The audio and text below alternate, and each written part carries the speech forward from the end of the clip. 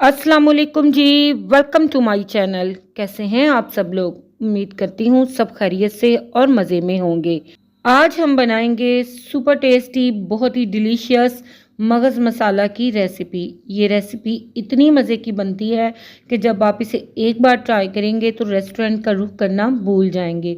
अक्सर ऐसा होता है कि मगज़ बनाते वक्त या तो उसमें से स्मेल रह जाती है या वो टेस्टफुल नहीं बनता। तो आज की वीडियो में मैं स्टेप बाय स्टेप ना सिर्फ आपसे रेसिपी शेयर करूंगी बल्कि सारे टिप्स एंड सीक्रेट्स भी आपके साथ शेयर करूंगी, जिससे कि ना सिर्फ मगज़ बेइंतहा मज़ेदार बनेंगे बल्कि इनमें से किसी किस्म की स्मेल भी नहीं आएगी। तो फिर रेसिपी को एंड तक देखें, अच्छी लगे तो इसको लाइक भी कर दें, चैनल पर न्यू हैं तो चैनल को भी सब्सक्राइब कर लें। तो बिस्मिल्लाह पढ़ के रेसिपी को बनाना स्टार्ट करते हैं।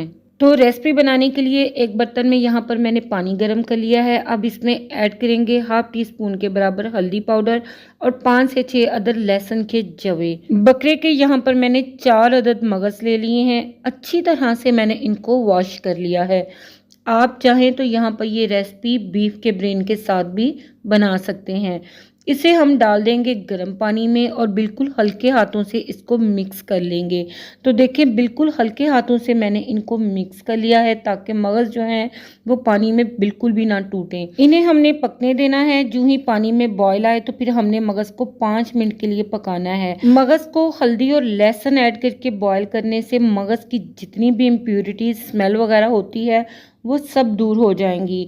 तो देखिए मगज़ को पानी में पकते हुए 5 मिनट हो चुके हैं। अब हल्के हाथों से इसे निकाल लेंगे। तो हमने बहुत ही केयरफुली इसको निकालना है कि ये बिल्कुल भी ना टूटने पाए। तो देखिए यहाँ पर मगज़ को मैंने अलग से प्लेट पे निकाल लिया है। अब हम इसका मसाला रेडी करेंगे।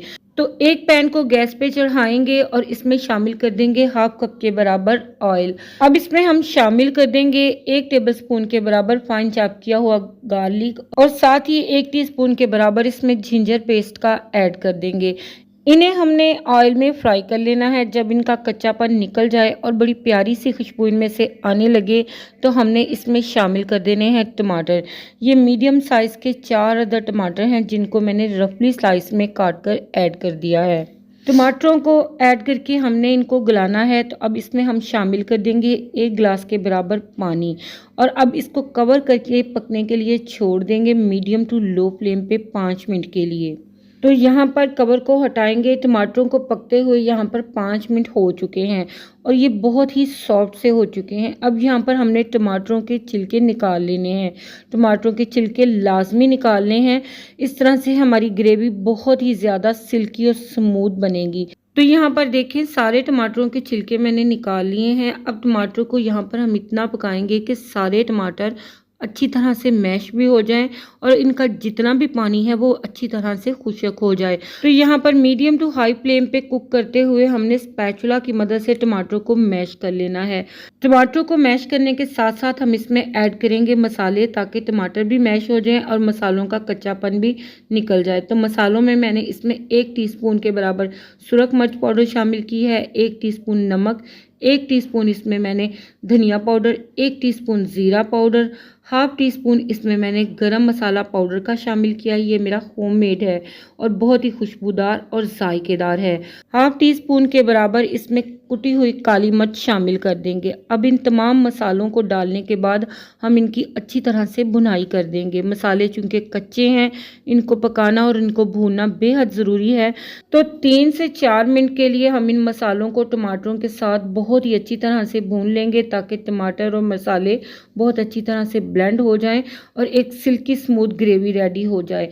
तो यहाँ पर देखें ये मसाले भून चुके हैं और ऑयल सेपरेट हो चुका है। तो अब हम इसमें ऐड करेंगे हाफ कप के बराबर दही। दही ऐड करने से मगज़ मसाला बहुत मॉइस्ट बनेगा और ग्रेवी एक क्रीमी टेक्सचर में रेडी होगी। तो फ्लेम को लो करके हम दही को ऐड कर लेंगे। दही को हमने इतना पकाना है कि इसका पानी बिल्कुल खुश्क हो जाए और ये मसाले के साथ बिल्कुल यकजान हो जाए। तो यहाँ पर देखें दही को मैंने बहुत अच्छी तरह से 3 से 4 मिनट के लिए पका लिया है और इसका पानी ड्राई हो गया है।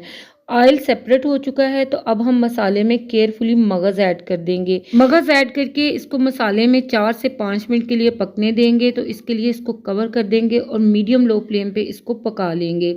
4 से 5 मिनट के बाद कवर को हटाएंगे तो यहाँ पर माशाल्लाह से देखें मगज़ अच्छी तरह से पक चुके हैं। ऑलरेडी हम इनको गला ही चुके थे, अब इसको बहुत ज़्यादा कुक करने की ज़रूरत नहीं। अब हल्का हल्का सा हम इसको तोड़ लेंगे। तो मोटे मोटे से चंक ही हमने इसके रखने हैं, इसको ज़्यादा बारीक नहीं करना। इस तरह के मोटे मोटे चंक्स खाने में बेइंतहा मज़े के लगते हैं। तो बस चम्मच की मदद से इसको हम हल्का हल्का सा तोड़ लेंगे। तोड़ते हुए हमने 2 से 3 मिनट के लिए इसको पका लेना है हाई फ्लेम करके, ताकि इसकी ग्रेवी में जो हल्का फुल्का सा भी पानी है वो बिल्कुल ड्राई हो जाए और ऑयल इसका सेपरेट हो जाए। तो यहाँ पर देखिए आप इसकी माशाल्लाह से लुक अच्छी तरह से इसकी भुनाई हो चुकी है। अब यहाँ पर इसको मज़ीद ट्विस्ट देंगे तो इसमें 1 टेबलस्पून के बराबर मैं देसी घी का शामिल कर रही हूँ। देसी घी की जगह आप यहाँ पर बटर भी ऐड कर सकते हैं। देसी घी की खुशबू और जायका मगज़ मसाला के टेस्ट को सुपर से भी ऊपर ले जाएगा।